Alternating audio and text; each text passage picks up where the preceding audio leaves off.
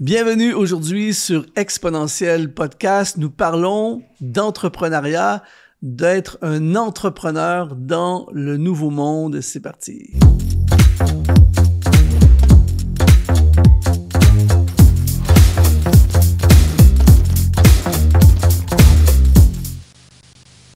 Aujourd'hui, on parle d'être entrepreneur dans le nouveau monde. On a un invité que vous appréciez énormément. Pour ceux qui ont suivi nos podcasts précédents, c'est Kevin Miobo, qui est un entrepreneur, qui est un ami également, et on a fait quelques collaborations ensemble. Et premièrement, Kevin, je veux te souhaiter la bienvenue à nouveau parmi nous sur Exponentiel Podcast. Merci d'être là. Merci à toi, merci à vous. Et aujourd'hui, on va parler avec Kevin, je vais donner plus de détails dans un instant, mais on va parler de devenir un entrepreneur dans le nouveau monde. Quand on parle de nouveau monde, on parle de post-COVID. Mais juste avant, comme je le fais à chaque podcast, je veux t'offrir, à toi qui m'écoutes en ce moment, je veux t'offrir l'accès à une masterclass qui s'appelle « Comment devenir ton propre patron cette année ». Si tu regardes ce podcast en vidéo, eh bien, ça sera le premier lien qui apparaît dans la description de la vidéo. Si tu es en audio, eh bien, ça va être dans la description de la plateforme podcast sur laquelle tu écoutes cette émission. Et c'est une formation sur des clés, des bases pour démarrer ton entreprise, pour devenir ton propre patron cette année. Alors, Kevin, aujourd'hui, on va parler du nouveau monde. Et pourquoi j'ai choisi ce titre-là ou cette thématique-là, c'est que je parlais récemment avec des entrepreneurs et c'est un langage, en fait, que plusieurs utilisent maintenant depuis la COVID pour parler de la réalité de l'univers dans lequel nous sommes en ce moment. Et aussi, ça me fait penser, on est ici au Canada. Pour ceux qui ne le savent pas, on enregistre ce podcast dans nos studios ici au Canada. Et il y a plusieurs années, plusieurs siècles, lorsque les premiers colons européens sont arrivés ici en Amérique, on appelait ça le Nouveau Monde. Ici, le Québec, par exemple, on appelait ça la Nouvelle-France. Et donc, les gens sont arrivés sur une terre complètement vierge avec toutes sortes de possibilités nouvelles. Ils ont démarré quelque chose. C'était comme un monde nouveau. Et on sait très bien que depuis qu'il y a eu après la COVID, beaucoup de choses ont changé pour les entrepreneurs. Et en fait, moi, personnellement, et là, je vais t'intéresser à avoir ton opinion là-dessus, personnellement, je trouve que c'est une période d'opportunité sans précédent, comme jamais, pour faire des choses. C'est une période pour l'entrepreneuriat comme jamais. Alors, aujourd'hui, qu'est-ce qui a changé dans ta perspective à toi, qui fait qu'on peut dire qu'on est dans un nouveau monde? Ce qui a changé vraiment dans ma perspective personnellement de voir l'entrepreneuriat aujourd'hui dans ce nouveau monde digital dans lequel on vit aujourd'hui, c'est que drastiquement, c'est un monde révolutionnaire. C'est un monde révolutionnaire en termes d'opportunités. Parce qu'aujourd'hui, il est plus facile que jamais auparavant dans l'histoire de l'humanité de se lancer en tant qu'entrepreneur, de lancer son entreprise grâce justement au digital. Pourquoi? Parce qu'avant, pour démarrer un business ou pour développer un business, ça demandait beaucoup il y avait beaucoup de barrières à l'entrée, notamment par exemple la barrière du capital. Avant, il fallait beaucoup d'argent pour pouvoir avoir la visibilité de ses clients potentiels à travers par exemple la radio, à travers des espaces médias télévisés, à travers les pages jaunes, à travers des panneaux publicitaires, des pancartes publicitaires qu'on devait payer, super des choses comme cher, ça. C'est fou quand même. C'était super cher. Donc, il y avait cette barrière-là directement à l'entrée de j'ai besoin d'avoir un capital pour avoir de la visibilité, attirer l'attention de mes clients potentiels. Aujourd'hui, ça a complètement et drastiquement changé. Grâce, par exemple, au digital et notamment aux réseaux sociaux, gratuitement, je peux avoir l'attention aujourd'hui de clients potentiels. Et ça, c'est révolutionnaire. Je sais que nous, au niveau d'Exponentiel, il y a vraiment Exponentiel avant la COVID et Exponentiel après la COVID. On a vraiment explosé à tous les niveaux pendant et après la COVID.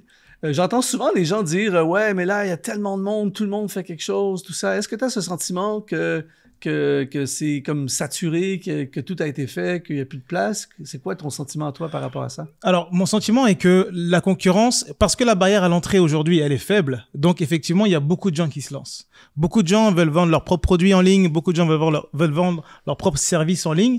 Donc effectivement, il y a beaucoup d'acteurs. Il y a beaucoup d'acteurs. Et donc, l'élément principal et crucial qui va être important dans une stratégie d'entreprise, c'est la différenciation. Comment est-ce que je fais pour me différencier de mes concurrents acteurs sur un même marché que moi? Et donc aujourd'hui, c'est pour ça que c'est ce qu'on aide aussi nous au sein de FA Business School, c'est qu'on aide nos clients entrepreneurs à se différencier, trouver leur unicité, non pas dans leur savoir, parce que finalement, nous on aide des personnes qui vendent leurs propres services en ligne, donc effectivement le savoir peut être commun, on peut avoir plusieurs même savoir, et j'ai envie de dire même que le savoir aujourd'hui il est gratuit, il est sur Google, il est sur Wikipédia, il est sur YouTube, etc. Mais par contre, on les aide à trouver leur unicité dans leur savoir-être et dans leur savoir-faire. Parce qu'on croit vraiment que le marché, n'importe quel marché, peut s'identifier davantage à un entrepreneur et à son histoire, à son savoir-être et à son savoir-faire, plutôt qu'à son savoir seulement, par exemple. Si tu as été touché, inspiré, encouragé d'une façon ou d'une autre par l'une de nos émissions, tu dois savoir que c'est parce qu'il y a des partenaires qui nous soutiennent et qui nous permettent de réaliser ces émissions et les rendre disponibles au plus grand nombre possible. Alors, si toi, aujourd'hui, tu veux nous aider à aller encore plus loin, eh bien, deviens un partenaire d'Exponentiel TV en allant dans le lien qui apparaît au bas de l'écran ou dans la description de cette vidéo. Au nom de toute l'équipe, je te remercie déjà à l'avance. De retour à l'émission. Mais tu sais, cette émission, ce podcast s'adresse évidemment aux entrepreneurs, mais aussi à tous les leaders, à tous ceux qui sont dans le ministère. C'est vraiment notre cible. On veut vraiment encourager et aider, équiper les gens qui sont dans le ministère également parce que c'est de l'entrepreneuriat, le ministère. Et souvent, les gens ont ce sentiment que quand ils vont, par exemple, ils vont ouvrir leur compte Instagram et ils voient tout ce qu'ils font et là, ils ont l'impression, tout ce qui se fait, pardon, et ils ont l'impression, des fois, les gens que, qu'est-ce que je peux faire? Mais je trouve ça intéressant ce que tu dis, c'est que notre singularité, notre unicité fait que, justement, c'est ça qui fait que il y a des...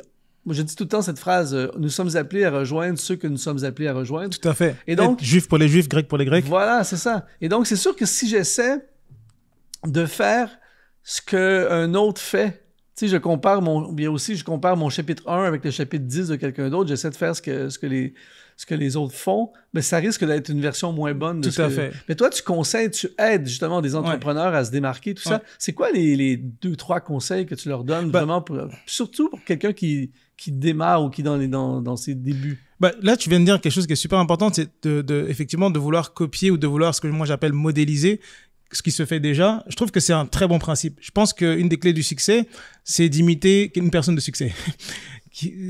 Un des moyens qui nous rapproche le plus vite de ce qu'on veut, c'est de trouver quelqu'un qui a déjà ce qu'on veut et d'imiter, de modeler.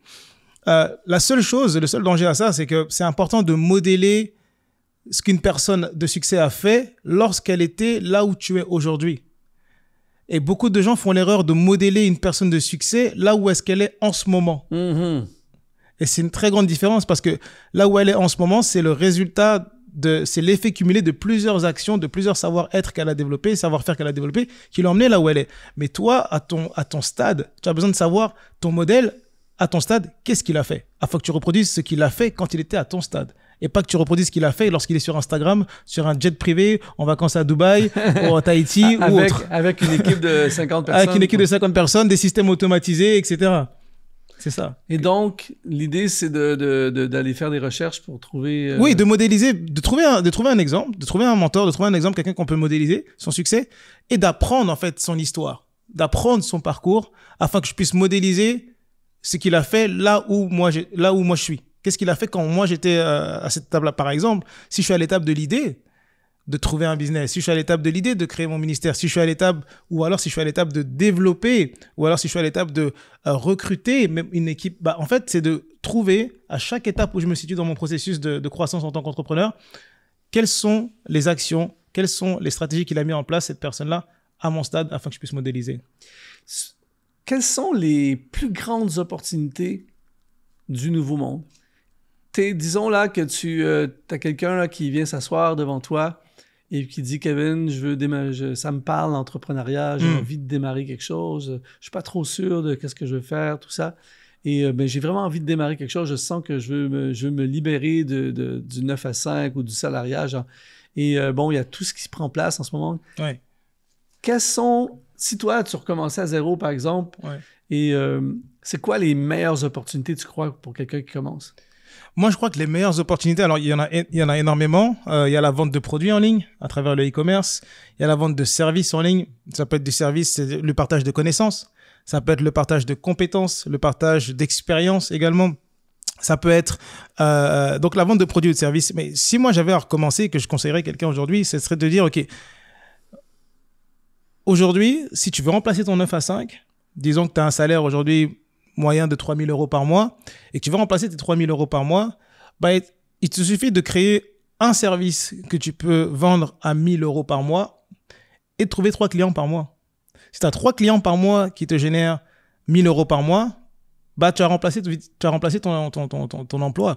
Et donc, le moyen le plus rapide pour atteindre, disons, cette indépendance financière de se dire, OK, je remplace mon salaire par mon entreprise, bah, c'est de créer un service. Quel est le service? Donc, la question que j'ai besoin de te poser, c'est quel est le service que je peux créer qui va faire en sorte que ça va résoudre un problème pour une type de catégorie de personnes spécifiques qui seraient prêtes à me payer 1 000 euros par mois, par exemple. Et des idées, il y en a énormément parce qu'il existe des thématiques et des besoins fondamentaux des êtres humains qui ne vont jamais disparaître.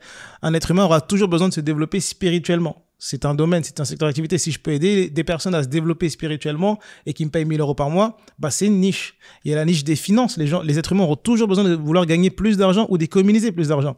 Si je peux aider des personnes à gagner plus d'argent, ça peut être à travers l'investissement, l'immobilier, une compétence business, peu importe.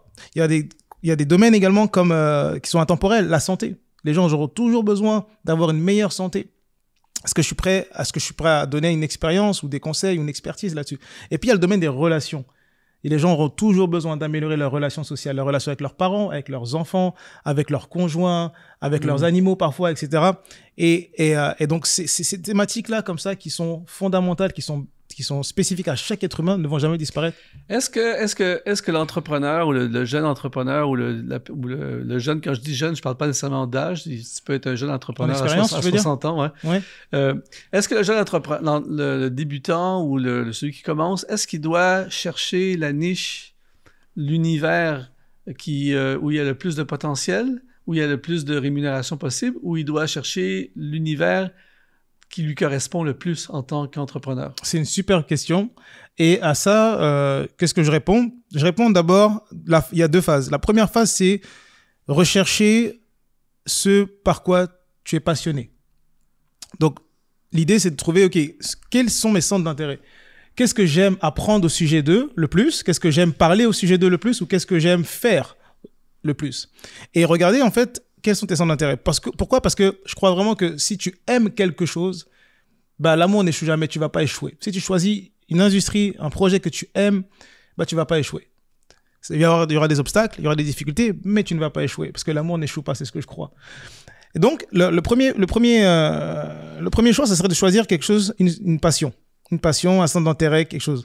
Et puis, si vraiment, vraiment, vraiment, tu te dis, ah non, moi, j'ai vraiment rien qui me fait vibrer, j'ai pas de passion, je sais pas quoi faire, etc. Quel service créer, quel type de personne aider, etc. Bah, c'est pas grave.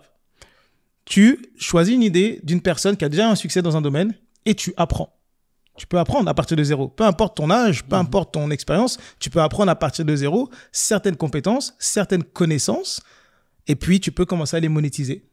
Ça va prendre plus de temps parce que tu vas devoir te bâtir ton expérience dans le domaine, contrairement à la personne qui est passionnée et qui s'intéresse déjà dans le domaine, mais tu peux quand même avoir des résultats, aider des personnes, gagner de l'argent. On a utilisé le titre entrepreneur dans le nouveau monde. Je crois vraiment qu'on est dans un nouveau monde.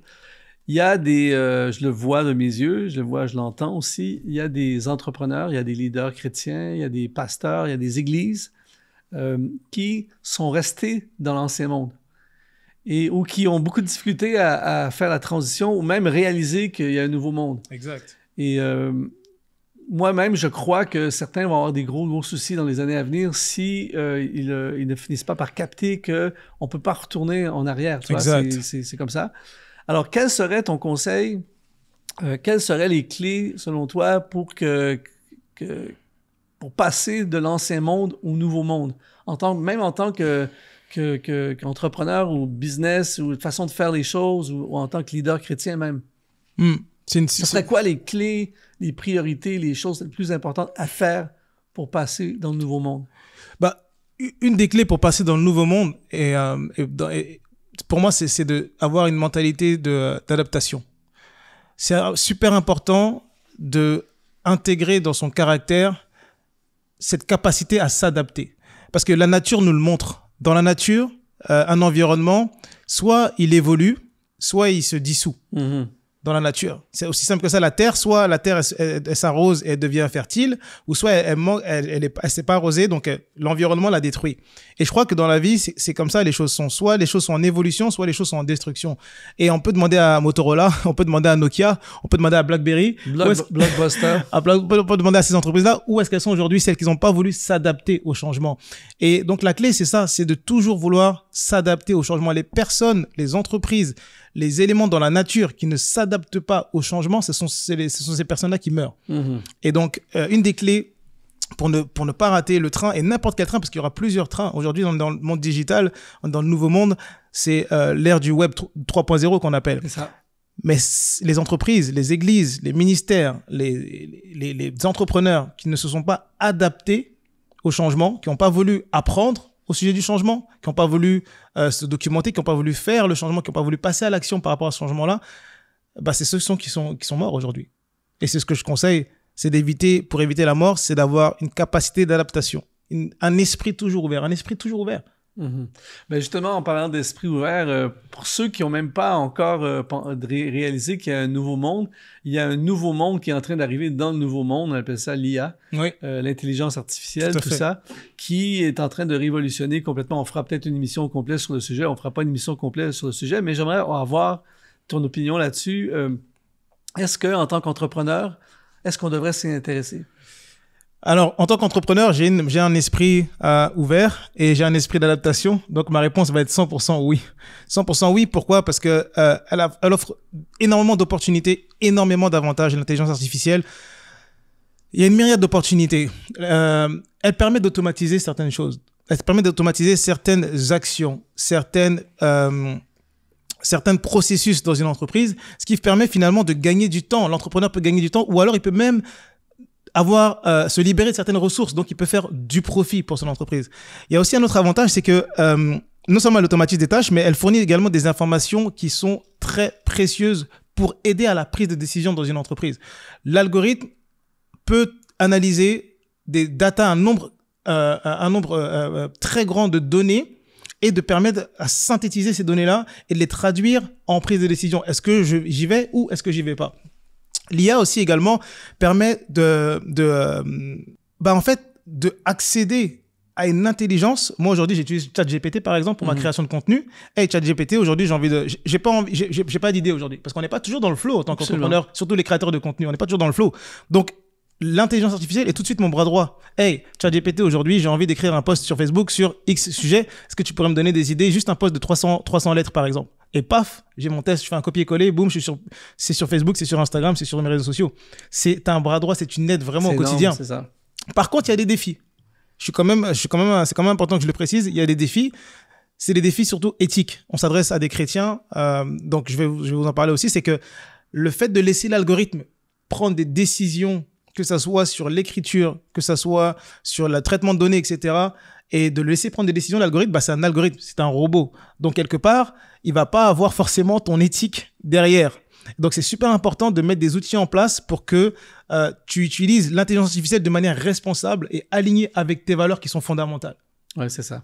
Mais moi, personnellement, je trouve qu'il nous donne, en fait, j'appelle ça une rampe de lancement. Parce que souvent, particulièrement pour les créateurs de contenu, ceux qui veulent écrire, des entrepreneurs doivent être sur le web, doivent être sur les réseaux sociaux, tout ça. C'est là qu'est l'attention des gens. Et c'est pas tout le monde qui a nécessairement le don pour écrire, le talent pour écrire.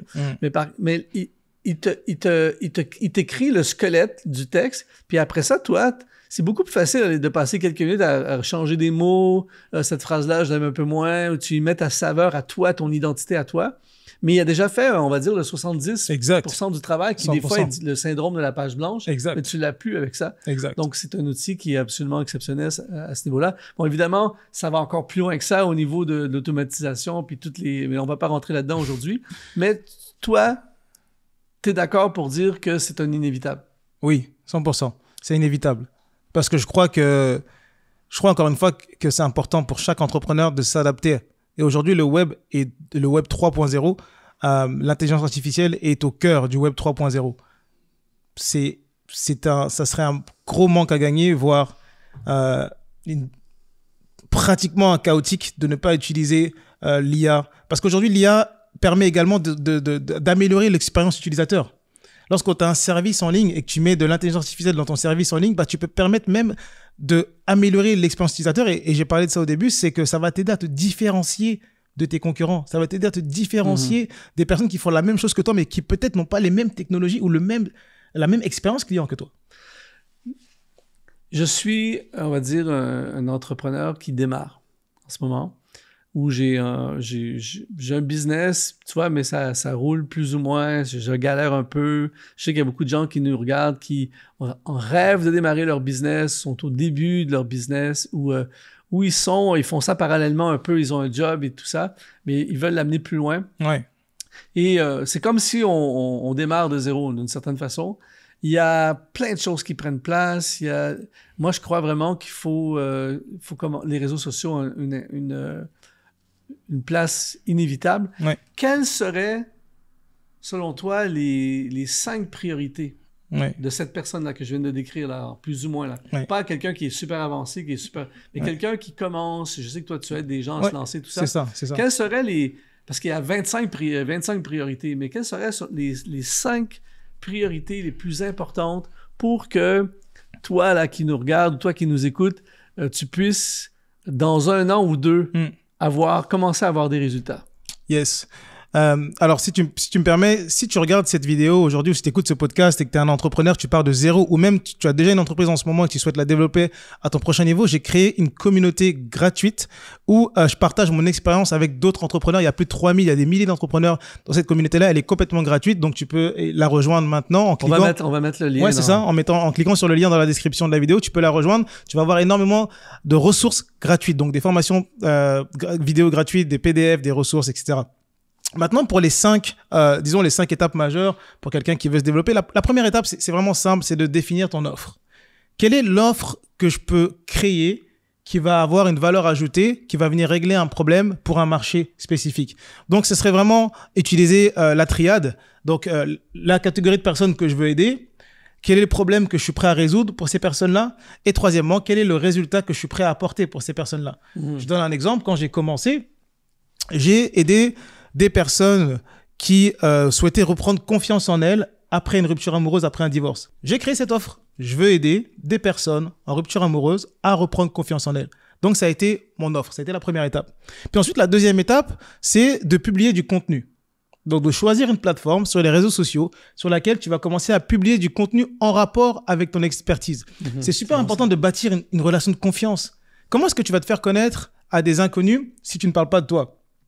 Tu as besoin de parler de toi. Sinon, comment ils vont être convertis, entre guillemets, comment ils vont devenir clients si tu ne prêches pas, si tu parles pas de ton message. Donc, tu as besoin de parler de ton message. Donc, bâtir une relation de confiance à travers du contenu, tout simplement. Et quand je dis du contenu, c'est pas seulement des conseils pour aider X, Y, Z à régler tel problème ou X, Y, Z pour atteindre tel objectif. C'est aussi du contenu authentique. Et je mets un point d'honneur là-dessus. L'authenticité, c'est ce qui va te différencier également de tes concurrents. Il y a des gens qui vont connecter avec toi pour ton histoire, pour qui tu es, spécifiquement pour ton origine, pour ton histoire, pour ton savoir-être, ton savoir-faire. Il y a des gens qui vont connecter avec toi. Donc, dans ton contenu, partage aussi qui tu es, partage aussi ce qu'on appelle du storytelling, ton histoire personnelle. Donc, c'est la deuxième étape. Puis la troisième étape, c'est la visibilité, d'attirer des clients potentiels. Donc, cette étape-là, elle est simple, c'est de identifier sur les réseaux sociaux où est-ce que se situent les clients potentiels. Comment on utilise les réseaux sociaux pour trouver des clients potentiels? Il y a des hashtags, par exemple, selon la plateforme, sur Instagram, TikTok. On peut aller dans des hashtags avec des mots-clés pour voir la liste des clients potentiels qui sont intéressés. Sur Facebook, par exemple, on peut aller dans des groupes, dans des communautés en ligne. Aujourd'hui, il y a des communautés en ligne sur différentes plateformes où se situent des clients potentiels, des gens qui ont un centre d'intérêt pareil que le tien que tu peux aider. C'est la troisième étape. Puis la quatrième étape, c'est de faire des conversations avec ces personnes. C'est important de parler avec eux, connaître quels sont leurs besoins. Connecter avec eux. Parce que si tu fais du contenu, si tu attires des gens, mais que tu n'es pas le serviteur de ces personnes-là, tu n'es pas le serviteur de ce marché, ça va être compliqué de leur vendre un service. 3% seulement sont prêts à venir acheter chez nous sur le web. Et 97% sur le web attendent qu'on les serve. C'est ça. Il y a seulement 3% qui sont prêts à acheter en direct. Comment est-ce que je fais pour atteindre les 97%? Je vais vers eux. Je vais leur parler avec des conversations sur les réseaux sociaux pour écouter leurs besoins, pour écouter leurs obstacles et éventuellement leur proposer une offre soit un appel gratuit, par exemple, une consultation gratuite, ou tout simplement un produit ou un service. Et puis la cinquième étape, c'est la vente. La cinquième étape, c'est la vente. Donc, c'est d'avoir un processus de vente qui me permet de transformer un inconnu en client. Et aujourd'hui, il y a plusieurs possibilités. Il y a l'email pour faire de la vente, il y a les pages de vente, les tunnels, il y a le téléphone, ce qu'on appelle le closing également. Donc, il y a plusieurs moyens d'effectuer une vente, mais ça serait les 5 étapes majeures. Pour résumer, une offre, un contenu, attirer de la visibilité, faire des conversations et un processus de vente. Tu es origine de la Côte d'Ivoire. Yes. On a beaucoup de gens d'Afrique qui nous suivent. On veut les saluer en ce moment. Salut la Côte d'Ivoire. Salut Abidjan. On a beaucoup de gens qui nous suivent de la Côte d'Ivoire d'ailleurs. Et peut-être ceux qui sont sur YouTube, peut-être juste écrire dans les commentaires, tous ceux qui sont de l'Afrique, yes. Peut-être justement écrire un petit mot. Dis-nous d'où vous êtes dans les commentaires. Juste le nom du pays, ça nous fera plaisir de savoir. Ça serait génial. Et bon, maintenant, moi je crois que pour avoir beaucoup d'amis africains, tout ça, je crois que le nouveau monde ouvre une porte d'opportunité sans précédent pour nos frères et sœurs, nos amis de l'Afrique. Quels seraient tes conseils pour des jeunes Africains qui sont en Afrique et qui veulent justement entreprendre? Yes. Ça serait quoi là? Parce que parfois, bon, le contexte, ça dépend des pays, ça dépend des villes, ça dépend des endroits, mais des fois, le contexte, pour avoir parlé à plusieurs, parfois le contexte est plus compliqué, on va dire, que certains autres endroits dans le monde. Mais toi, tu connais, tu as été là, tout ça. Ça serait quoi tes meilleurs conseils? C'est sûr que aujourd'hui, je crois que l'Afrique est le futur. Ça fait longtemps qu'on dit que l'Afrique est le futur, mais je crois que l'Afrique maintenant, c'est le présent. Parce qu'à force de dire que l'Afrique est le futur, on n'y vient jamais. Ouais. Moi, je crois que maintenant que l'Afrique, c'est le présent. Absolument. Et aujourd'hui, je suis un Africain, je vis en Afrique, je veux développer un business en ligne où je veux me créer une indépendance financière, je veux aider financièrement ma famille, je veux contribuer à impacter positivement le monde. Bah, c'est possible pour toi. C'est possible pour toi et c'est pas aussi compliqué que tu le penses. Je crois que le seul défi, ton défi majeur, ce serait de trouver une bonne connexion Internet. Et je vais vraiment pas faire le simplet, mais si tu as une bonne connexion Internet aujourd'hui, tu peux accéder à du savoir. Et si tu accèdes à du savoir, le savoir-faire et le savoir-être, ça va juste être une conséquence que tu vas améliorer ou que c'est des compétences que tu vas développer au fur et à mesure. Mais si tu accèdes à du savoir, tu peux te lancer. Tu peux te lancer gratuitement avec une connexion Internet et du savoir. Tu as besoin d'une connexion Internet pour choisir quel est le savoir que tu veux apprendre, quel est le savoir que tu souhaites partager, que tu souhaites parler au sujet d'eux. Et une fois que tu as ce savoir-là, eh ben, avec cette même connexion Internet, tu peux aujourd'hui trouver quelles sont les personnes qui sont intéressées par le même savoir ou qui ont des problématiques par rapport à ce savoir-là pour éventuellement voir comment est-ce que tu peux les aider. Comment est-ce que tu peux d'abord leur donner des conseils gratuits juste pour voir si ton savoir les aide à régler un problème dans leur vie personnelle, dans leur entreprise, avec leur santé, avec leur famille, etc. Et puis, avec ce savoir, au fur et à mesure, tu peux commencer à gagner de l'argent sur le continent africain. Sachant que le continent africain, aujourd'hui, surtout l'Afrique de l'Ouest, c'est ce que je connais le mieux, les solutions de paiement en ligne, les solutions de mobile money sont ultra développées. C'est beaucoup plus développé qu'en Europe aujourd'hui. Avec le téléphone, les gens reçoivent l'argent par téléphone. Les virements se font très, très rapidement et de manière très automatisée. Donc, tu peux accéder à des fonds, tu peux accéder à de l'argent, tu peux gagner de l'argent et avoir des clients juste avec une connexion Internet et la volonté d'apprendre un savoir que tu serais prêt à transmettre. C'est top. On reviendra là-dessus. Je vois le potentiel pour un autre épisode. Yes. Écris dans les commentaires, en tout cas, si tu es en Afrique, si tu as un cœur pour l'entrepreneuriat, écris et dis si tu as envie qu'on fasse une émission là-dessus, n'hésite pas. En tout cas, pour ceux qui sont sur YouTube, ceux qui sont en audio, ben vous regarderez à nouveau le podcast en YouTube. OK, maintenant, Kevin, on est dans le nouveau monde. Yes. Plein d'opportunités, plein de possibilités. C'est énorme ce qui est pas devant nous. C'est quoi le danger? Il y a des dangers. Effectivement, il y a des dangers. Je vous ai parlé de ça tout à l'heure. Un des dangers, c'est d'utiliser les outils, les nouveaux outils qui éventuellement donner trop de pouvoir en fait aux nouveaux outils. Si je donne trop mon pouvoir aux nouveaux outils et que j'ai pas un système de régulation et que je laisse complètement les nouveaux outils prendre des décisions pour moi, il peut arriver que les outils prennent des décisions qui sont à l'encontre de tes valeurs profondes, tes valeurs fondamentales.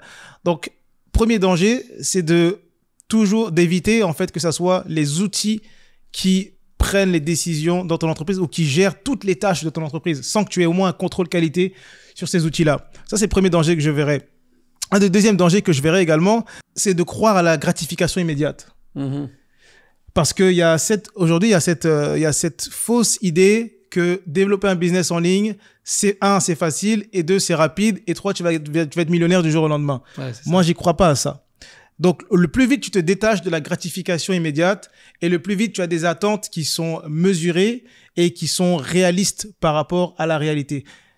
Développer un business, ça vient avec des obstacles mentaux, des peurs que tu vas affronter, des croyances que tu vas affronter, des habitudes que tu vas affronter, des habitudes que tu vas avoir besoin de changer, etc.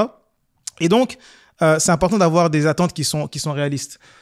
Se détacher de la gratification immédiate, ça va beaucoup t'aider à développer finalement la persévérance, ça va t'aider à développer la constance, etc. Donc, premier piège, les outils. Deuxième piège à éviter, la gratification immédiate. Le troisième, c'est de penser, le piège à éviter, c'est de penser que tu peux récolter sans semer. Tu ne peux pas récolter sans semer. Tu as besoin aujourd'hui investir du temps, investir de l'argent dans des personnes, comme je t'ai dit tout à l'heure, que tu peux modéliser, qui peuvent t'aider à modéliser ce que eux ils ont fait, afin que toi aussi tu le fasses. Tu peux décider de ne pas investir chez des personnes, mais ça va te prendre beaucoup plus de temps d'y arriver par toi-même. Si tu vas arriver tout seul, tu vas rencontrer des obstacles, tu vas pas avoir d'aide, tu vas pas avoir de support, ça va être long, il y a des choses que tu vas pas comprendre, etc. Donc oui, tu peux avoir des résultats tout seul, mais ça va être plus compliqué. Donc, un des pièges à éviter, c'est de penser que tu peux récolter sans semer. Sème et tu récolteras. Investis, toi, chez quelqu'un, et les autres aussi vont investir chez toi. Pourquoi ? Parce que si tu n'es pas capable d'investir quelque chose qui te coûte de l'argent, qui te coûte dans un service chez quelqu'un d'autre, comment est-ce que tu vas être capable de demander de l'argent aux autres pour ton propre service ?